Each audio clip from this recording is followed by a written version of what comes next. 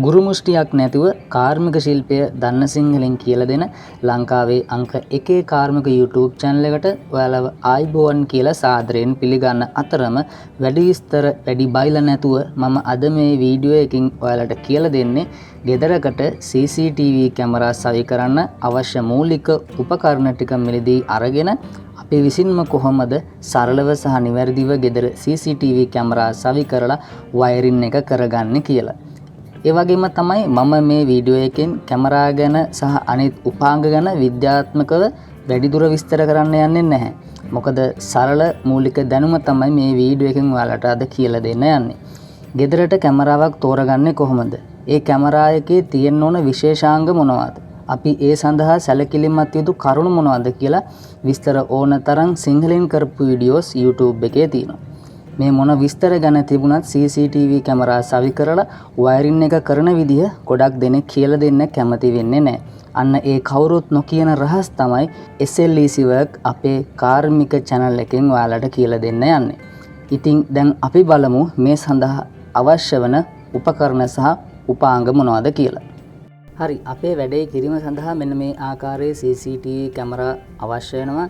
ඉතින් අපි ගෙදරකට CCTV camera ගන්න නම් ඉන්ඩෝ සහ අවුට්ඩෝ යන කොටස් දෙකෙන් අපි CCTV කැමරා අරගන්න ඕනේ. ගේ ඇතුළට ඉන්ඩෝ කැමරා ලෙසත් ගේ පිටත අවුට්ඩෝ කැමරා ලෙසත් අපි කොටස් වශයෙන් කැමරා බෙදීම සිදු කරගෙන අපිට ඊට පස්සේ අවශ්‍ය වෙනවා DVR එක.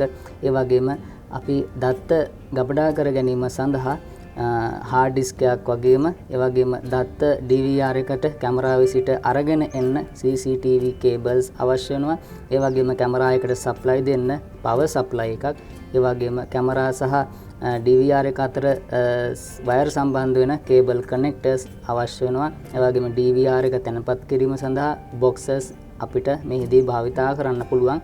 ඒ වගේම අපිට රූප රාමු පැහැදිලිව පෙන්වීම සඳහා මොනිටර් එකකුත් ඒ වගේම VGA cable එකක් HDMI cable එකක් වයරින් කරන්න වයර් ආරක්ෂිත ලෙස යොදන්න conduit සහ PVC බට අවශ්‍ය වෙනවා. ඉතින් අපි යමු දැන් වීඩියෝ එකට කොහොමද වයරින් එක සිදු කරගන්නේ කියලා. මෙන්න මේ ආකාරයට අපි CCTV වයර් තෙමෙන තැනක නැත්නම් එලි මහනක අපි වයරින් කරනවා නම් අනිවාර්යෙන් PVC බට පාවිච්චි කළ යුතු වෙනවා. මොකද කේබල් එක වතුරට ඩැමේජ් වෙන විදිහක් නැහැ. කේබල් එක නැවෙන්න බෑ. කේබල් එක ඩැමේජ් වෙන්න කොහෙත්ම ඉඩ කඩක් තියෙන්න බෑ.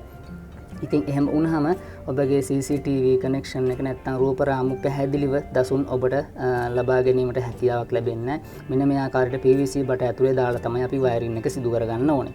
ඊට පස්සේ බලන්න ඕනේ අපේ නිවසට සහ ගෙවත්තට හරියනම ඇන්ගල් එකට CCTV කැමරා එක සවි කරගන්න ඕනේ. අවශ්‍ය කෝණය බලලා ફોකස් වීම කොහොමද කියලා බලලා අපි CCTV කැමරාව වෝල් ප්ලග් දාලා ස්ක්‍රූ යන වලින් නිසි ආකාරව සවි කර ගැනීම සිදු කරගන්න ඕනේ.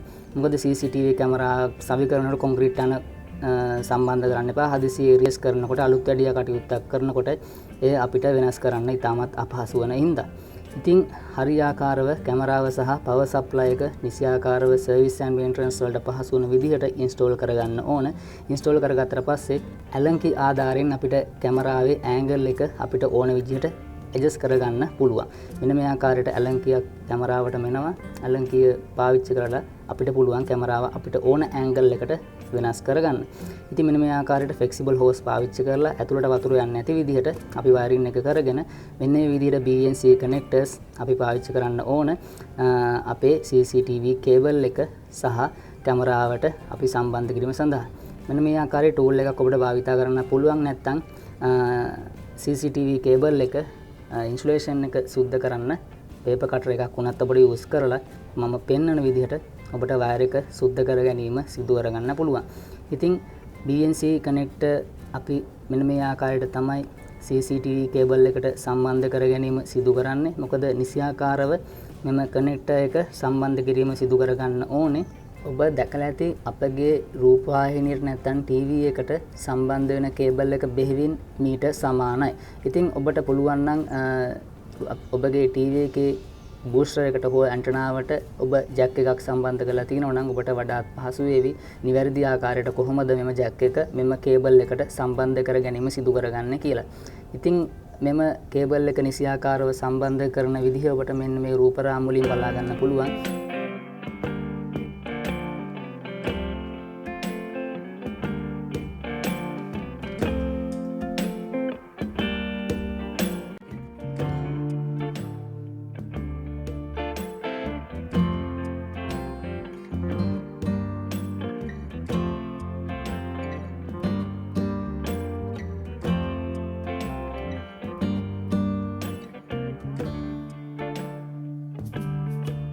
ඒ වගේම තමයි කැමරාව අසල තියෙන power supply box එකේ මෙන්න මේ ආකාරයේ කනෙක්ටර් එකක් අපිට තියෙනවා. මෙන්න මේ කනෙක්ටර් එකට තමයි අපි ගේ ඇතුලේ ඉඳලා අපි අරන් එන වෝල්ටේජ් එක නැත්නම් 230 වෝල්ටේජ් එක මෙන්න මේ කනෙක්ටර් එකට සම්බන්ධ කර ගැනීම සිදු කරගන්න ඕනේ.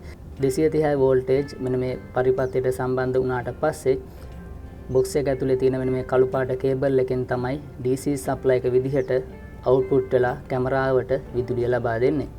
ඒ වගේම අපිට දැන් මෙතන දිස් වෙනවා කැමරා එකේ කනෙක්ටර්ස් දෙකක් තියෙනවා. මෙහිදී එක කනෙක්ටර් එකක් විදිහට අපි අරගන්න පුළුවන්. power supply box එකේ ඉඳලා output වෙන 12 volt DC supply එක දැන් ඔබට දිස් වෙනවම එය සම්බන්ධ කර ගැනීම සිදු කරගන්නවා. අනෙක් කනෙක්ටර් එක තමයි අපි CCTV කේබල් එකට නැත්නම් BNC කනෙක්ටර් එකට සම්බන්ධ කරන data කේබල් එක. කැමරාවේ data නිසියාකාරව DVR එක වෙත ගමන් කරන්නේ මෙන්න මේ BNC කනෙක්ටර් එක හරහා CCTV කේබල් එක හරහා තමයි අපි DVR එකට කැමරාවේ සියලුම data ටික අපි ගමන් කිරීම සිද්ධ වෙන්නේ. මෙන්න මේ ආකාරයට වතුර යන්නේ නැති වෙන්න නියමිත ආකාරයට බොක්ස් එක සවි කරලා සීල් එක හොඳින් වසා ගැනීම සිදු කර ගන්න ඕනේ. මොකද අපි මේ සවි කරන්නේ වතුරට ඔරොත් දෙන කැමරාවක් නිසා.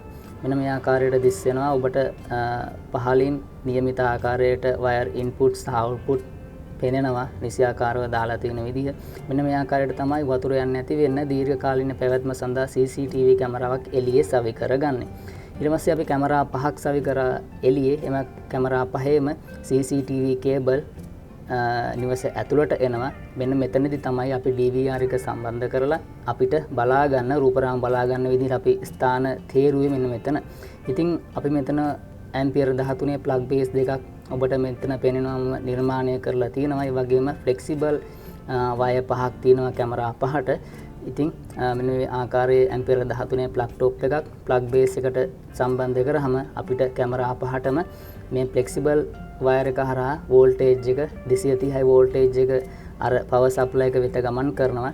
මේකට තමයි කියන්නේ DVR එක කියලා. ඉතින් කැමරාවේ දත්ත ටික නිසියාකාරව බලා ගැනීම සඳහා ගබඩා කර ගැනීම සඳහා DVR එකක් අවශ්‍ය වෙනවා. මෙම DVR එකේ තියෙන ඕන පොසිෂන් සහ ජැක් අපි සම්බන්ධ කරන්නේ මොන වගේ ස්ථාන වලටද කියලා මම වැඩිදුර ඔබට විස්තර කරන්න.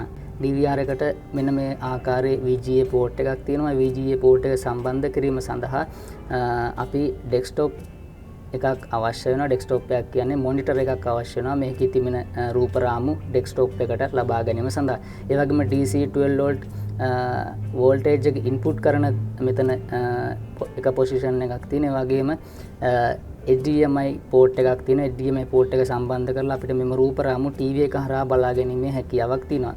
ඒ වගේම R45 කේබල් එක සම්බන්ධ කරලා ඉන්ටර්නෙට් කේබල් එක සම්බන්ධ කරන්න තැනක් තියෙනවා. Wi-Fi router එකට සම්බන්ධ කරලා බලන්න පුළුවන්. ඒ වගේම mouse එක සම්බන්ධ කිරීම සඳහා USB port එකක් සහ audio input සහ audio output යනුවෙන් port දෙකක් සම්බන්ධ කර ගැනීමේ හැකියාව තියෙනවා. mic එකක් use කරනම් audio in එකට සම්බන්ධ කරලා mic එකේ sound එක අපිට buffer එකකට audio out එකෙන් ලබා දීමේ හැකියාව තියෙනවා. මෙන්න මේ ආකාරයේ position කිහිපයක් බලා ගැනීමේ හැකියාව තියෙනවා ඔබට. ඒ වගේම තමයි මෙතන V අකුර සඳහන් කරලා අංක 8ක් ඔබට දිස් වෙනවා. ඉතින් මෙම පෝට් වලට තමයි BNC අඩැප්ටර් එක අපි සම්බන්ධ කරගන්නේ. ඒ කියන්නේ කැමරාවල ඉඳන් එන data cable එක අපි සම්බන්ධ කරගන්නේ DVR එකේ මෙන්න මේ jack point වලට. ඉතින් අපි කැමරා පහක් සකසගත්තා. එම කැමරා පහේම data cable පහ නැත්නම් CCTV කේබල් පහ අපි සම්බන්ධ කරගන්නවා DVR එකට. දැන් ඔබට USB port එකට සම්බන්ධ කරගත්තා mouse එක.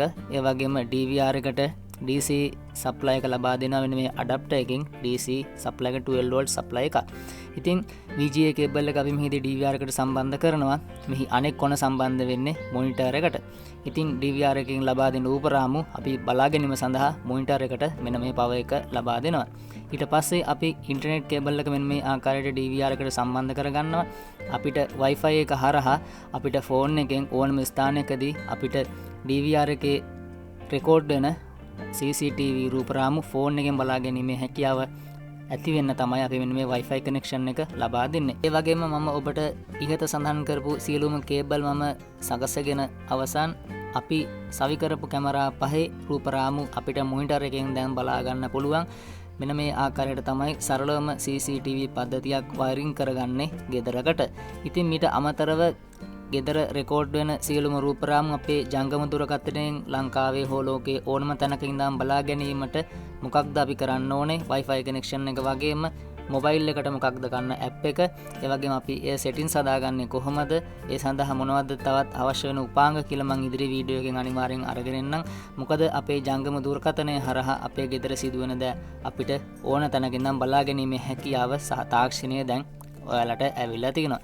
ඉතින් මේ වීඩියෝ එක වටිනවා කියලා හිතනවා නම් වීඩියෝ එකට ලයික් කරන්න, ෂෙයා කරන්න, සබ්ස්ක්‍රයිබ් කරන්න, දිගින් දිගටම එකතු වෙලා ඉන්න අපේ SL Easy Work YouTube channel එකත් එක්ක. ඉදිරි වීඩියෝ එකකින් හම්බෙනතුරු ඔබලට සුබ දවසක්.